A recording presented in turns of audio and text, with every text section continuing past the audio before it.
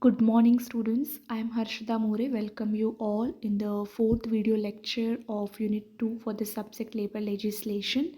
So, we have started studying different acts which are related to Unit 2, which are related to compensation and welfare. So, we have almost done 4 to 5 acts already. In today's class, we'll be discussing about the next act, that is Workmen Compensation Act 1923. So, in this act, the word workman is now replaced by the word employee. As per the amendment done, the workman word is completely substituted by the word of employee. So, this definition of employee includes even the clerical as well as the casual employees who are working at the organization. And this acts focuses on occupational disease during any employee's period of employment, and then he or she should get right compensation for that.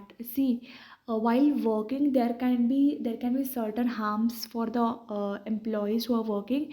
There can be chances that the accidents may happen while using a particular specific machineries equipment, so they may lose their hand, they may lose their leg, they may suffer through disability, or sometimes the employee may die as well. So these all mishappening should be get compensated with something, and that particular compensation um, is focused on this particular act. So this act imposes a statutory liability upon the employer. Employer is a person where you're working, who is paying your salaries, right? So as I'm working in at your college, so your college is my employer, and I am its employee. So to provide a compensation to employees when they suffer from physical disabilities and diseases during course of employment. So this particular act is applicable to whole India, and it came into force on 1st of July. It is came into force on 1st of July. It is 1924. So it is 1924. So, what are the objectives of this particular act? As I have already told you that, yeah, you have to remember what are the silent features and objectives of each act. So, ultimately, if any question arises, you can write objectives and silent features. So, objectives of this act is: first is to provide compensation to employee in a case of accident. Secondly, to provide compensation irrespective of negligence. Sometimes some of the dangerous factors related to equipments, machineries may not be aware by employee, and so he may suffer from accident or disability. So that is why irrespective of negligence, they have said. So next is compensation may includes different kinds of payments, which is again depending on the level of injury or extent of injury. Sometimes it is very minor injury they may get, but sometimes it are very major injuries. They may have to suffer from their lives as well. So this particular act has a different main provisions. What are the different provisions given by this particular act? In case of personal injury, so any injury which has happened during employment period, that injury should be caused by accident. It should not be something which is personally done, that too with the wrong intention by the employee. So it should be a natural accident. Secondly, list of occupational diseases are included in a schedule 3, in schedule 3 of this act, which again divided into three aspects, that is A, B, C schedules. So which includes different diseases which can be covered under this act. So next is, I have not mentioned, but let me go with that aspect as well. There are some cases where employer is not liable to pay any compensation. So there are some situations where employer is not responsible to pay any compensation. Those cases are as follows. In respect of any injury which does not result in a total and partial disablement of employee or for period exceeding 3 years, 3 days, any accident which arises due to bad habits, such as it can be addictions of the employees, that is, drinking of alcohol, consumption of drugs. Next is, if employee is willfully disobedient in order to expressly given or to rule expressly framed for the purpose of securing the safety of employees. Next is, if employee willfully disregard any safety provisions provided to him. And last is, if employee has filed a case against employer at a civil court and as per section 3 subsection 5. So these are the cases where employer is not liable to pay any compensation. So next is, we have certain important definitions. As we have already discussed in previous acts as well, there are certain definitions you have to study in every act. So as per this act, you have various different definitions, such as, first is, what is commissioner. So commissioner, commissioner is as per section 2 subsection 1 clause B. So it a commissioner for employees compensation. He is a commissioner for employees compensation appointed under section 20. Under section 20. Next is, you have another, that is dependent. Who is the dependent in case of compensation?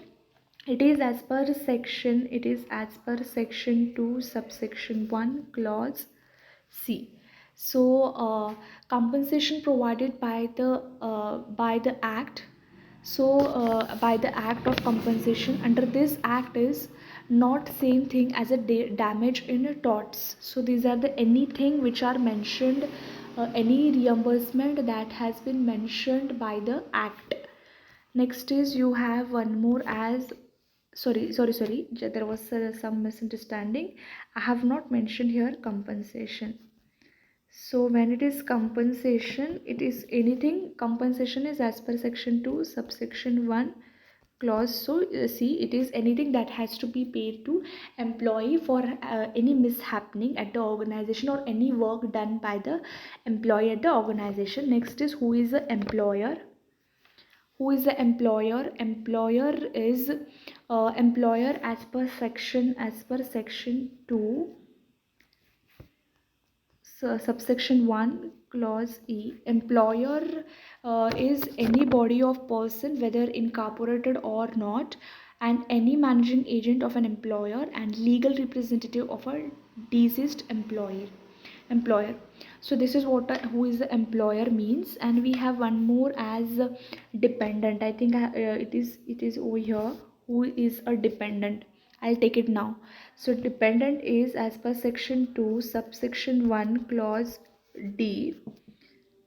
So dependent can be any widow who has lost his husband. It can be minor, it can be adopted son, it can be children who have attained 18 years of age but lost their parents and they are not earning yet. So it also includes widowed daughter-in-law, and it also includes paternal grandparents in a case of if the person who has died who don't have his recent parents. So these are the dependents.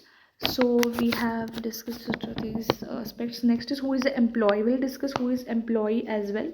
Who is the employee? So as per as per this act, section 1 clause D, it is employs any person who is working at organization for the compensation that he gets.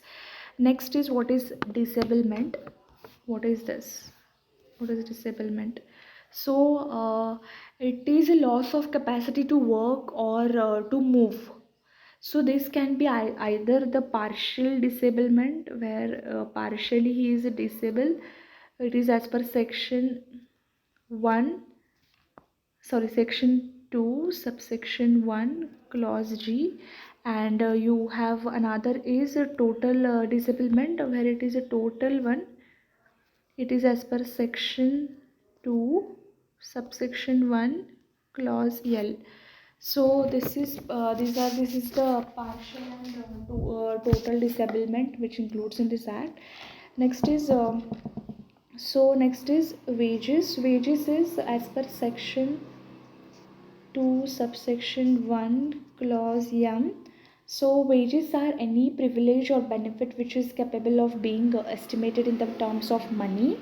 So next is last is workman. Workman we have already discussed as a who is the employee. So both are same.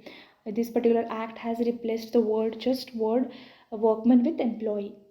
Next is next is we have discussed these all aspects already in detail. Next is we have how to calculate amount of compensation. So calculation of amount of compensation is as per section, it is as per section 4 of this act. So as per section 4, where compensation, what will be the compensation for death?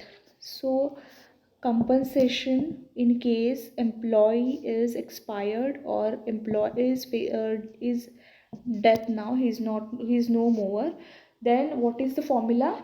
It is the formula for this is that will be 50%. It is 50% of the monthly wages he used to get into relevant factor is number of years. For example he have worked for 30 years, okay, divided by 100, because it is a 50%. So 50 divided by 100 into number of factors, or 1,20,000, whichever is higher they have to consider.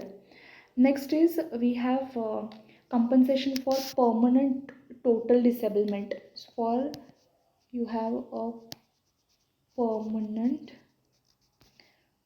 total disablement. So here the formula is 60%. 60%, how you will calculate? 60% is 60 by 100 into relevant factor is suppose 30 years he have worked. So this will be or 1,40,000, whichever is higher they have to consider. There is last one more case, compensation for temporary. It is not a permanent, but it is a temporary disablement. So what is the formula for that? It is no formula, but you will get 25% of monthly wages. You will get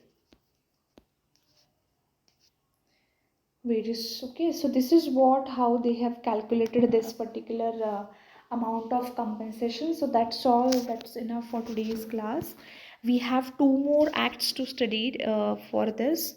So I think in today's class this is enough. So in today's class we have completely discussed about what is Workmen Compensation Act 1923, what are its different objectives. We have discussed main provisions, cases where employer is not liable to pay. We have discussed various important definitions, and we have also discussed amount of compensation, how it's to be calculated. So that's enough for today's class. There are another 2 acts, we'll study it in a next class. Thank you.